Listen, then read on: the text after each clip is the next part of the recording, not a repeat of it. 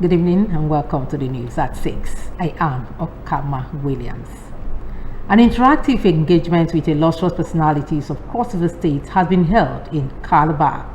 The debut event, which drew top business personalities across the state and beyond, was attended by the Governor, Senator Basi Otu, the Deputy Governor, Right Honorable Peter Ode, illustrious sons and daughters of the state, ESCO members, members of the State House Assembly, the private sector, Kalsima, among other things, seeks to explore ways on how the businessmen and women of the state can key into the economic opportunities of the Otu-led administration. Government House correspondent Sunday Ina reports that the meeting had panel discussions as well as question and answer session. The reports. The gathering, Governor Otu says, represents the engine that drives the progress and substance for economic transformation, productivity agenda for the state. According to him, government ambitious agenda is to create a socio-economic ecosystem for prosperity, security, and happiness. Governor Otu maintained that his administration is committed to providing infrastructural amenities and a friendly regulatory economic regime, adding that he is ready to change the mere zero productivity capacity of the state his administration inherited. My government operates a tripartite strategy comprising boosting production, strengthening infrastructure, and reforming institutions for maximum delivery. When we were taking over, I had thought we had gone quite far, but it became very clear that we are almost starting from ground zero. Rome was not built in a day. For any good thing to come, there has to be sacrifice and pains. Our state is a predominantly agrarian state, a civil service state, which the last governor tried to decouple from the apron strings of FAC allocations and so on and so forth. The last agricultural reforms were done 40 years ago when Okpara was somehow the Eastern Premier of Nigeria. You cannot expect that kind of economy to be productive. I made the productive capacity of cross civilians almost at zero, which means we were just a consumptive state that is waiting for allocation in a month to be shared around and probably the spillover effect.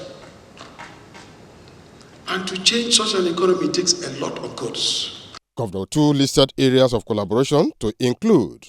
Our call is to extend a very friendly and willing hand of friendship to all of you to participate fully in the following areas: investment growth, job creation and employment, reports of bottlenecks, advantages of tax incentives, investment opportunities, public transportation, extractive industries, export-based crops, rice, cocoa, etc., world-class carnivals, new yam and fishing vessels, investment in transportation, industrial parks and facilities, areas of business process, climate change resources, private educational and health institutions, cash flow and credit mobilization, cooperative societies and professional unions, open door court judicial system.